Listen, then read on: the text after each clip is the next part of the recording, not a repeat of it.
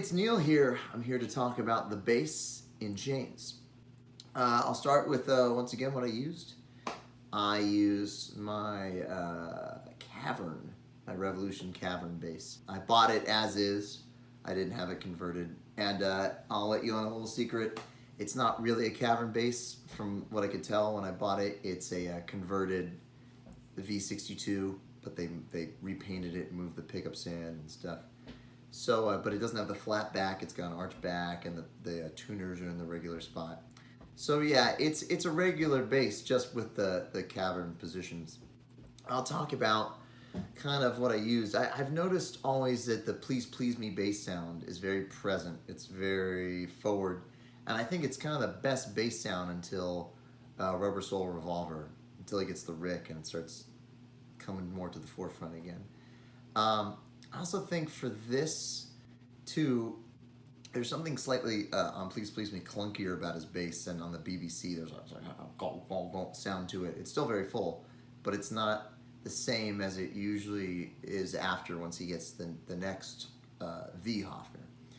I think part of this is that you notice in a lot of pictures that he's taping the front pickup. There's two right next to each other. There's one right next to the neck, and there's one kind of more in a P bass position in the middle. And the front one is taped, and I almost suspect that that pickup wasn't working anymore, and that he could only use the back or middle pickup. And that does give it kind of a honkier sound a little bit. That adds some presence to it for sure, but it's not as, I think he wanted a very bassy round sound, because that's the tone he gets for until 67 essentially. It's just that super low, no treble, all bass left-handed, no treble sound, you know. So that's what I did. I think I played around and I used the second middle bridge, whatever you call the pickup on the Cavern bass, and fiddled with it on the amps end to make it sound full enough and whatnot. But I dug it. Let's go over the musicality of it. The thing I've noticed now, diving into these early Beatles songs, is Paul, it's less about the notes he plays and more about the rhythm he's playing them in and the musicality of them. Which notes are staccato, which notes are legato. He's kind of doing a bass drum with a note sort of thing. I also noticed too, it's like he loses focus. He starts off really articulating notes, and then by the end they're kind of all legato, you know. But even this song's like bong da dum dong dong da dong da dong da dong dong da dong da dong, and they're a little more legato until the verse comes in. Then they go bong dong da dong bop bop bong bong da dong da dong do do do do do do do do bop bum bum da dum bum bum bum ba dum do do. There's always kind of a musical slide. He always kind of do do do do. He always kind of slides into these notes. He's very what's the word I'm looking for? I don't want to say loose, but it's very always expressive. You know, he's very expressive with the bass. He does a few cool things. There's always some triplet fills he has here in the bridge. Do do do do do do do do do do do do do do do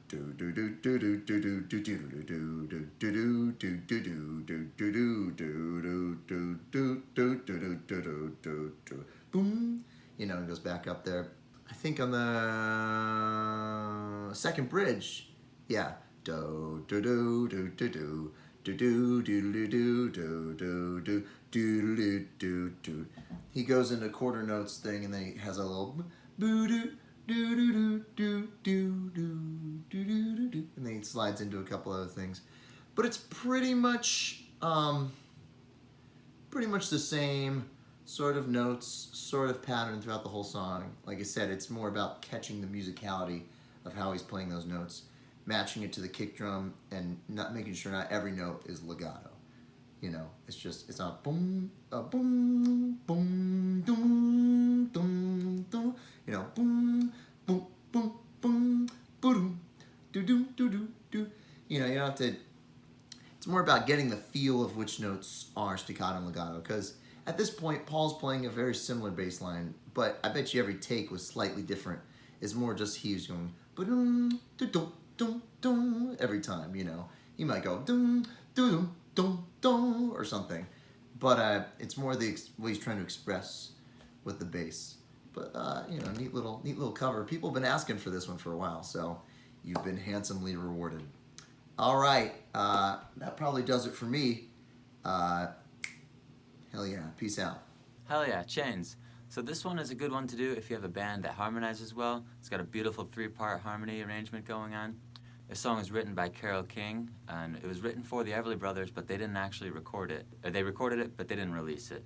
You can check it out. It's not the best recording. I don't know if the Beatles heard it. They must have heard the Cookies version. That was the famous version. But again, written by Carole King. Great song. Maybe it's a coincidence that the Beatles loved the Everly Brothers and are covering a song that the Everly Brothers didn't do but was written for them. So the guitars for this song, one thing to note is that while they're singing, you don't want to be playing over top of the singing. They're mostly just playing like, and then they'll do like kind of a louder upstroke between the vocals. Baby's got me locked up in chains, ain't the kind. And they come out with those. Another thing is this 9 chord, kind of an interesting chord. You have to get that, your D string has to go right between your fingers here. And that's kind of a tricky one for some people, so practice that.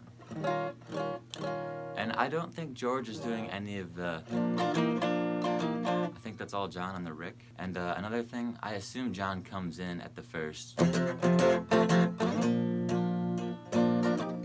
that's the way I do that. I don't, just play the strings I need. I kind of play all of them, and the ones that come out are the ones that come out. And that's probably likely the way he did it. And then again for this chord, you could slide that whole shape, but then you're at risk of playing some wrong notes. So I just reach up for the ones you need. You don't really need that top note. Mostly just focusing on these two. And really, I don't have much else to say about Chains. Thanks for watching.